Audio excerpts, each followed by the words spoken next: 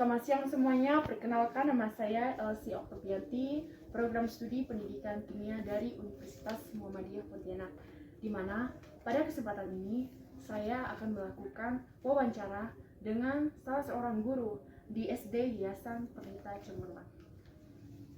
Selamat siang Bu. Selamat siang. Mohon maaf sebenarnya, boleh minta tolong diperkenalkan diri? Oke, boleh. Perkenalkan, nama saya Claudia Prasmita. Saya adalah guru penjas atau guru PJOK di SD Yayasan Pelita Cemerlang. Kira-kira sudah berapa lama Ibu mengajar di sana? Saya mengajar di SD Yayasan Pelita Cemerlang itu kurang lebih 2 tahun. Untuk mata pelajarannya sendiri, apakah sesuai dengan jurusan yang Ibu pilih waktu kuliah dulu? Ya, sesuai. Saya dulunya kuliah di FKIP Untan di jurusan ilmu keolahragaan. Apakah ada kesulitan Ibu dalam mengajar peserta didik? Kalau untuk kesulitan mengajar pasti ada. Lalu bagaimana cara Ibu mengatasi kesulitan tersebut? Salah satu cara mengatasi untuk kesulitan mengajar itu adalah kita harus kenali dulu siswa bagaimana, kemudian lingkungan kita mengajar, kita harus sesuaikan juga bagaimana lingkungan sekolah itu. Kemudian contohnya, misalkan anak-anaknya nih bandel kan? Iya. Anak-anak bandel, jadi kita harus dekati dulu dengan cara pendekatan seperti itu. Seperti itu ya, Bu. Menurut Ibu, apakah seorang guru perlu memiliki profesionalisme? Sangat perlu ya untuk seorang guru memiliki profesionalisme sebagai guru. Alasannya karena guru itu sebagai penentu di mana siswa bakal berhasil tidaknya nanti untuk ke depan, karena juga penentu keberhasilan dalam pendidikan yang bermutu seperti itu. Jadi profesionalisme itu sangat perlu sekali. Sangat perlu. Ibu pernah nggak sih bergabung dalam sebuah organisasi profesi? Untuk bergabung di organisasi saya belum pernah. Apakah Ibu tahu tentang program PLPG? Ya, saya tahu itu. Dapatkah Ibu menceritakan tentang program tersebut? Saya singkatkan aja ya. Untuk program PLPG itu adalah salah satu program dari pemerintah yang diselenggarakan oleh pemerintah untuk meningkatkan kualitas profesionalitas yang bermutu seperti itu. Itu meningkatkan profesionalisme dulu ya. Iya. Kayak cara kerjanya harus disiplin. Iya, benar sekali. Menurut Ibu, perlukah program PLPG itu dan apa manfaatnya bagi seorang guru?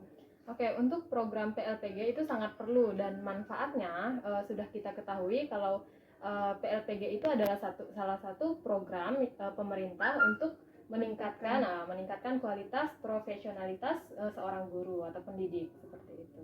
Oh iya, sekarang ini kan pandemi udah hampir 1 tahun Ibu, pembelajaran daring dilakukan.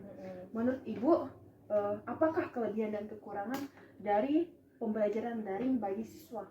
Oke, untuk kelebihan secara daring untuk siswa itu kalau dilihat untuk kelebihannya sih sangat sedikit ya, lebih banyak kekurangan ya. Karena kita sudah terbiasa dengan tatap muka, kan, pembelajaran tatap muka. Dan untuk kelebihannya mungkin anak-anak lebih menguasai atau lebih beradaptasi dengan media sosial ya, seperti itu. Dan untuk kekurangannya? Ya banyak sekali. Salah satunya anak menjadi lebih tidak aktif, kemudian kita juga tidak bisa melihat mereka pada saat pembelajaran seperti itu. Kemudian anak juga bisa dikatakan kadang tidak disiplin waktu. Kadang kan kalau pengerjaan tugas biasa mereka mengumpulkannya tidak sesuai dengan due date-nya atau tidak sesuai dengan waktunya itu. Jadi lebih banyak kekurangan. Ya, lebih banyak kekurangan dibanding kelebihan untuk sistem daring. Menurut Ibu, apa saja kesulitan yang Ibu alami selama melakukan pembelajaran daring? Oke, untuk kesulitannya itu biasanya masalah sinyal atau jaringan, ya kan.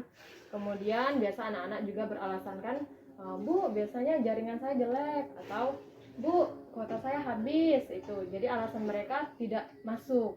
Seperti itu.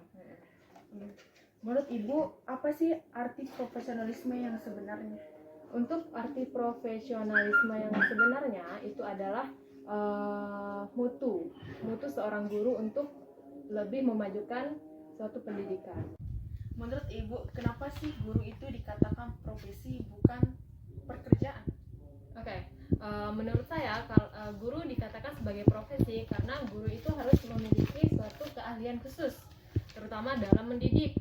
Tidak semua orang bisa mendidik. Salah satunya kita mendidik peserta didik, ya kan, atau siswa. Kemudian seorang guru nih, orang dulu bilang digugu dan ditiru. Jadi seorang guru sebagai orang yang digugu dan ditiru. Jadi kalau seorang guru berperilaku yang baik, ya, seolah-olah anak bakal mengikuti. Jadi itulah yang dikatakan dengan guru sebagai atau profesi. Iya.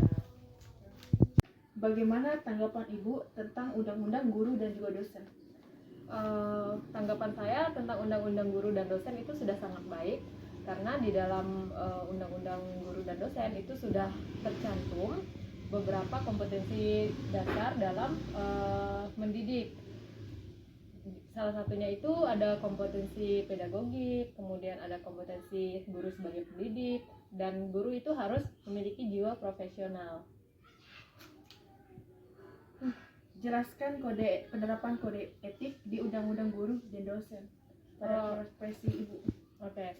Untuk penerapan kode etik itu kan diutamakan itu adalah sikap, terutama dalam sikap kedisiplinan. Oke. Kemudian dalam kita sebagai pendidik atau saya sebagai pendidik itu harus memiliki sikap di mana kita harus disiplin dalam mendidik agar anak-anak juga ikut disiplin, seperti itu.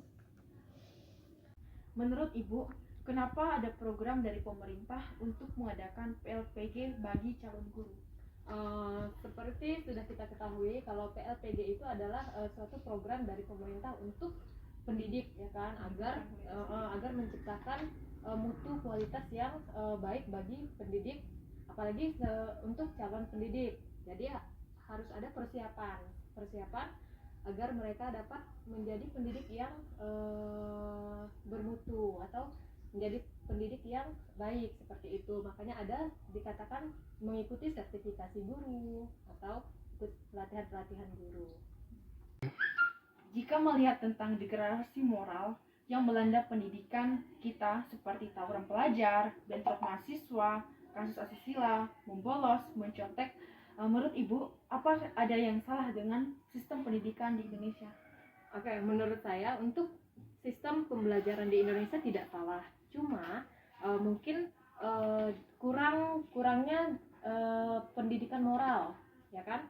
Makanya anak-anak zaman sekarang kalau dipukul sedikit beda sama zaman kita dulu kan, kita dikeraskan masalah mental kita. Kalau sekarang lebih ke nilai, misalkan nilai matematikanya harus tinggi, itu yang menentukan mereka akan sukses atau akan lulus, seperti itu kan kalau sekarang. Jadi nilai yang lebih dilihat dibandingkan dengan sikap mereka. Jadi mereka mengejar nilai bukan mengejar moral, seperti itu, atau akhlak. Jadi mereka lebih kepada pencapaian akademiknya ya? Iya. Menurut Ibu, ada nggak sih hubungannya kayak permasalahan dari kasus tawuran, siswa yang mencontek dengan kompetensi yang dimiliki seorang guru? Oke, untuk kaitannya pasti ada. Karena di dalam kompetensi guru itu mengajarkan tentang bagaimana cara mereka bersosial, kemudian bagaimana kepribadian mereka terhadap lingkungan atau terhadap masyarakat sekitar, seperti itu. Ini pertanyaan terakhir nih Bu. Oke. Apa saran Ibu bagi kami yang sedang menempuh kuliah di FKIP? Oke, saran saya untuk kalian perbanyak belajar dari berbagai sumber. Jangan hanya berpatokan pada dosen. Salah satunya mungkin ke kakak kelas kalian atau kakak tingkat kalian, kemudian ke masyarakat, dan perbanyak pengalaman. Dan teman-teman, seperti yang disampaikan Ibu Claudia tadi, bahwa untuk kita sebagai calon guru harus banyak pengalaman, harus banyak belajar dari orang-orang di sekitar kita. Kita juga harus bisa memahami karakter dan kemampuan dari siswa yang berbeda-beda.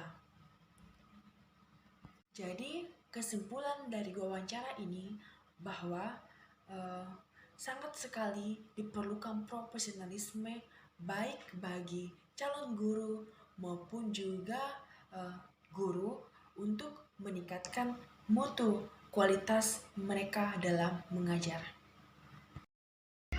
Cukup sekian wawancara saya dengan Ibu Claudia Prasmita SPD. Terima kasih banyak Bu, udah banyak berbagi, share pengalaman Ibu menjadi seorang guru. Oke, sama-sama. Atas perhatiannya saya ucapkan terima kasih. Bye.